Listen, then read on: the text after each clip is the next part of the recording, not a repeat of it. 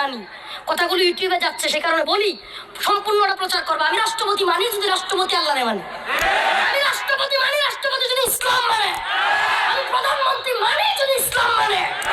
এই কসুর প্রধানমন্ত্রী মানি না যদি ইসলামের বিরুদ্ধে। কিসের বিএনপি, কিসের আওয়ামী লীগ? তুমি মুসলমান, তোমার বড় পরিচয় সেটা।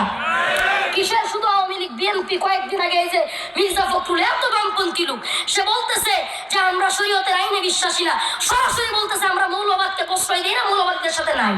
আরে কত বুদ্ধিজীবী ডাইকে নিয়া। রফিক রফিক এত গরম কিছু বলার দরকার নাই, দেশের পরিস্থিতি বুঝা কথা বলার চেষ্টা করো। দেশের পরিবেশ ভালো না। আর পরিবেশ পরিস্থিতি এগুলো আপনি আমার কারণে তৈরি হয়েছে, আপনি আমার মাইন্ড সেটআপ, আমি আপনি দৃষ্টিভঙ্গি মেনে নিয়েছি। দেশের পরিস্থিতি ভালো না, বিরুদ্ধে বলা যাবে না। দুর্নীতি, সুদ, ঘুষ, মদ, জিনা, ব্যভিচার, ধর্ষণ আস্তে আস্তে বাড়তেছে। আপনার দৃষ্টিভঙ্গি বলতাম দেখবেন দেশের পরিস্থিতি। হে জাতি, আচ্ছাই করো, ইসলাম এবং আলেমদের বিরোধিতা করো।